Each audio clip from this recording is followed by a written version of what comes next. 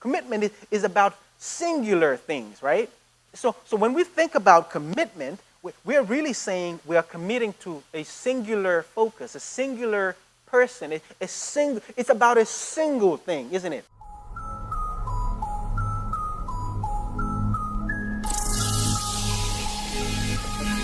The next thing that your future requires from you is commitment. Okay, somebody say commitment. Your future requires to know that you are going to be committed to it. And when we speak about commitment, maybe first let me define it so that it sits into your spirit. Commitment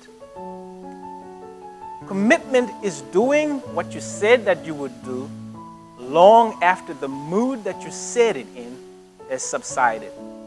You ever been to a wedding? A wedding is interesting. It's exciting. The people are dressed up, and the bride and the groom, they look wonderful. It's a wonderful occasion. The music is playing and we are dancing. But what happens is after the wedding, they say that the wedding is for the people, the marriage is for the couple. And when the marriage now takes place, it's two people that have to live with each other through thick and thin, for everything, for better or worse, right? So let's talk about that. I said in the beginning that I want you to relate to your future as though it's like a spouse of yours, as though it's like a girlfriend or a boyfriend, someone that you desire, okay? And when you think about being in a relationship, one of the things that comes to my awareness is that we want for the success of the relationship.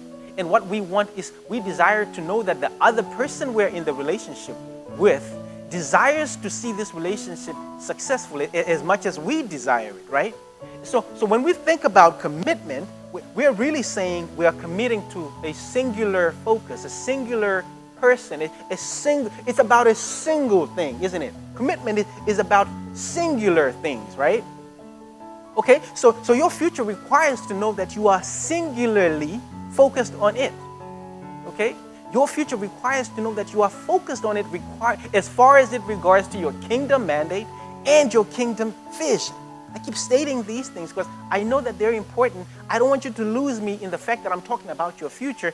I want you to know that it's related to your kingdom vision and your kingdom purpose. Now, when we were younger, like when I was younger, okay, I know that we dated, maybe let's say we dated multiple boys and girls, you know. You might have done that, right? And it's hard to argue that those were committed relationships. It's hard to say that those relationships were committed because the reason is because we were dating multiple people, right? But when you get older and the relationship that you choose grows and grows, there comes a time when we have to engage in the relationship. And that process of engagement is us committing singularly to one thing or one individual. And when you have committed as such, when you see something like that's when you recognize that you are ready to move on to the next level in your life. Your future requires to know that you are singularly committed to it. It requires to know that you will not leave it at the altar for another dream, for another goal, for another thing that has nothing to do with your kingdom mandate. It requires to know that you will forsake all others for it. It requires to know that you are committed. And one of the ways that you show that you are committed is by investing your time and your money. When you invest your time and your money in your vision, then what you are doing is you are investing into your kingdom future. One of the things that we get to do as a ministry is to bring you these broadcasts, is we invest into these broadcasts, into the quality that goes behind this thing, because we are committed into bringing you the highest quality word, the highest quality sound, and the highest quality pictures. Why do we do that? We are committed to a future. The way to check to see if someone is committed to their future is their date book and their checkbook. If I look at your date book and your checkbook, I can tell very quickly whether you are committed to your vision and your future or not.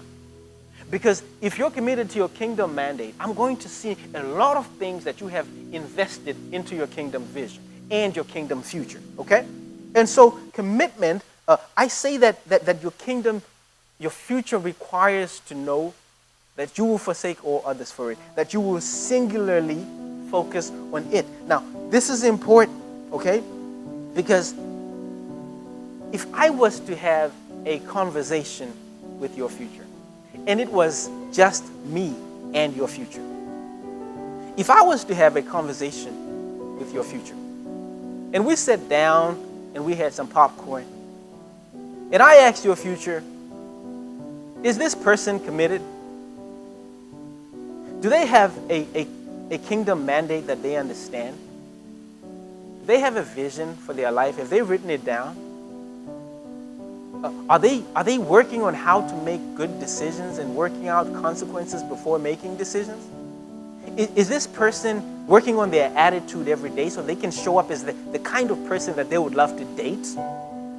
Is this person, disciplined? Is this person applying discipline and learning how to be disciplined and following through on those disciplines? If I was having a conversation with your future as it knows you, would it say, hey, CJ, absolutely, this guy is amazing. He has fought against negative self-judgment. He has fought against unbelievers about us. He has made sure that I survive, that I live, because he has fought against his own limiting beliefs about himself. He has fought against his own lack of faith about the future. He has fought against all those things that were said to him in his past about how he couldn't make it in the future. He has fought against all the negative things. He has come up against all negative judgment and all negative words that have been spoken against him. He has come up against that for me. He has been fighting for me. If I could speak with your future and we had a conversation, would your future say that about you? Or would it have to guess? Would it guess what you were thinking about its future?